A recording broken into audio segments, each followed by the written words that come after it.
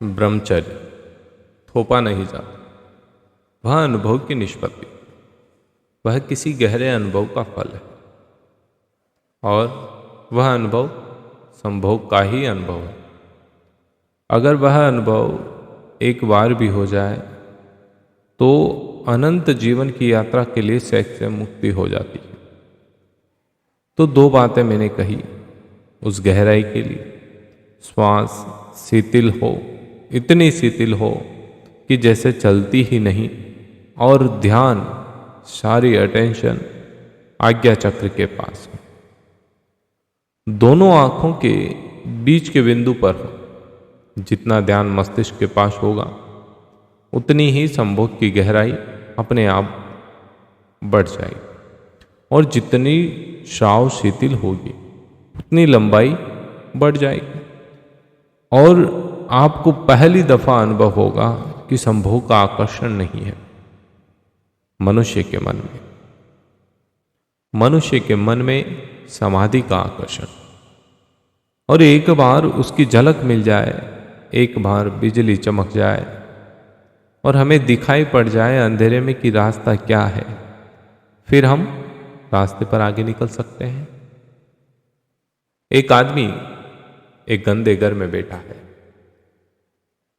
दीवारें अंधेरी है, धुएं से पूती है, घर बदबू से भरा हुआ है, लेकिन खिड़की खोल सकता है। उस गंदे घर की खिड़की में खड़े होकर वह देख सकता है दूर आकाश को, तारों को, सूरज को, उड़ते हुए पक्षियों को, और तब उसे उस घर के बाहर निकलने में कठिनाई नहीं रह जाएगी। जिस दिन आदमी को संभोग के भीतर समाधि का पहली थोड़ी सी अनुभूति होती है, उसी दिन सेक्स का गंदा मकान, सेक्स की दीवारें अंधेरे से भरी हुई व्यर्थ हो जाती है, आदमी बाहर निकल जाता है। लेकिन यह जानना जरूरी है कि साधारणतया हम उस मकान के भीतर पैदा होते हैं जिसकी दीवारें बंद है, जो अंधेरे से पूती है, जहां बदबू है, जहां दुर्गंध है, और इस मकान के भीतर ही पहली दफा मकान के बाहर का अनुभव करना जरूरी है। तभी हम बाहर जा सकते हैं और इस मकान को छोड़ सकते हैं। जिस आदमी ने खिड़की नहीं खोली उस मकान की, और उसी मकान के कोने में आंखें बंद करके बैठ गया है कि मैं इस गंदे मकान को नहीं देखूंगा, वह चाहे देखे और चाहे ना देखे, वह गंदे मकान के भीतर ही है और उसके अंदर ही रहेगा। जिसको हम ब्रह्मचारी कहते हैं, तथाकथित जबरदस्ती थोपे हुए ब्रह्मचारी, वह सेक्स के मकान के भीतर उतने ही है जितना कि कोई भी साधारण आदमी है। आंख बंद किए बैठे हैं, आप आंख खोले हुए बैठे हैं, इतना ही फर्क है। जो आप आंख खोलकर कर रहे हैं वह आंख बंद करके भीतर कर रहे हैं, जो आप शरीर से कर रहे हैं वह मन से कर रहे हैं। इसमें फर्क क्या? कोई फर्क नहीं। इसलिए मैं कहता हूं कि संभोग के प्रति दुर्भाव छोड़ दें, समझने की चेष्टा, प्रयोग करने की चेष्टा करें और संभोग को एक पवित्रता की स्थिति दें। मैंने 2 सूत्र कहे, तीसरी एक भावदशा चाहिए संभोग के पास जाते समय। वैसा भावदशा जैसे कोई मंदिर के पास जा रहा है, क्योंकि संभोग के क्षण में हम परमात्मा के निकटतम होते हैं। इसलिए तो संभोग में परमात्मा सृजन का काम करता है, नए जीवन को जन्म देता है। हम क्रिएटर के निकटतम होते हैं। संभोग की अनुभूति में हम सृष्टा के निकटतम होते हैं। इसलिए तो हम मार्ग बन जाते हैं और एक नया जीवन हमसे उतरता है और गतिमान हो जाता है। हम जन्मदाता बन जाते हैं। क्यों? ऐसा क्यों? सृष्टता, जो सृष्टा है, सृष्टा के निकटतम वह स्थिति, अगर हम पवित्रता से, प्रार्थना से सेक्स के पास जाएं तो हम परमात्मा की झलक को अनुभव कर सकते हैं। लेकिन हम तो सेक्स के पास घृणा, एक दुर्भाव, लेकर जाते हैं, इसलिए दीवार खड़ी हो जाती है। परमात्मा का यहाँ कोई अनुभव नहीं हो पाता। सेक्स के पास ऐसे जाएं जैसे कि मंदिर के पास जा रहे हैं। पत्नी को ऐसा समझे जैसे कि वह प्रभु है, पति को ऐसा समझे कि जैसे कि वह परमात्मा है।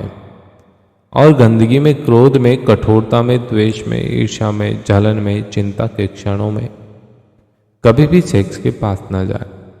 होता उल्टा है।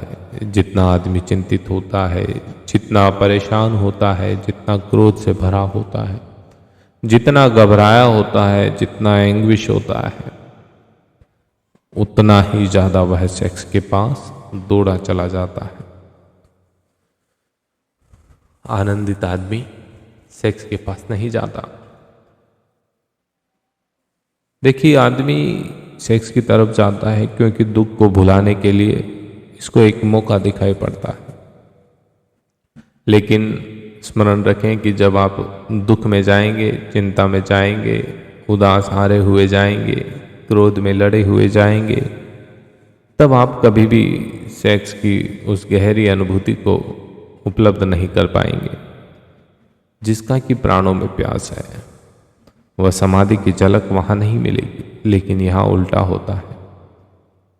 मेरी प्रार्थना है, जब आनंद में हो, जब प्रेम में हो, जब प्रफुल्लित हो, जब प्राण प्रेयरफुल हो, जब ऐसा मालूम पड़े कि आज हृदय शांति से और आनंद से, कृतज्ञता से भरा हुआ है, तभी क्षण है संभोग के निकट जाने का।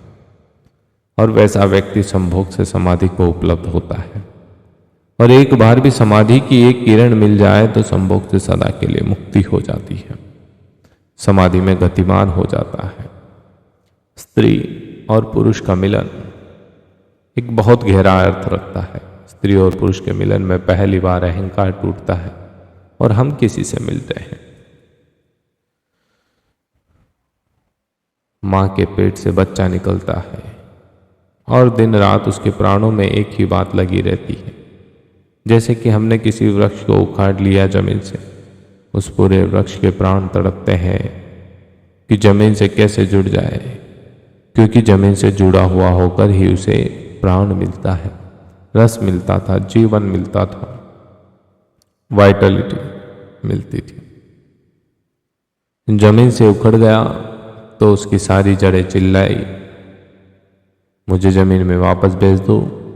उसका सारा प्राण चिल्लाएगा कि मुझे जमीन में वापस भेज दो। वह उखड़ गया, टूट गया, अब रूटेड हो गया। आदमी जैसे ही मां के पेट से बाहर निकलता है, अब रूटेड हो जाता है। वह सारे जीवन और जगत से एक अर्थ में टूट गया, अलग हो गया। अब उसकी सारी पुकार और सारे प्राण की आकांक्षा जगत और जीवन और अस्तित्व से, एग्जिस्टेंस से वापस जुड़ जाने की है। उसी पुकार का नाम क्या है? प्रेम। और वही उसकी प्यास है। साथियों, हम सभी एक महान ग्रेट फिलोसोफर ओशो के कॉन्सेप्ट को सुन रहे हैं। उम्मीद करूंगा कि आपको प्रसंग बहुत अच्छे लग रहे होंगे। यदि अच्छे लग रहे हैं तो हमारे साथ जुड़िए निरंतर ऐसे प्रसंगों को सुनने के लिए।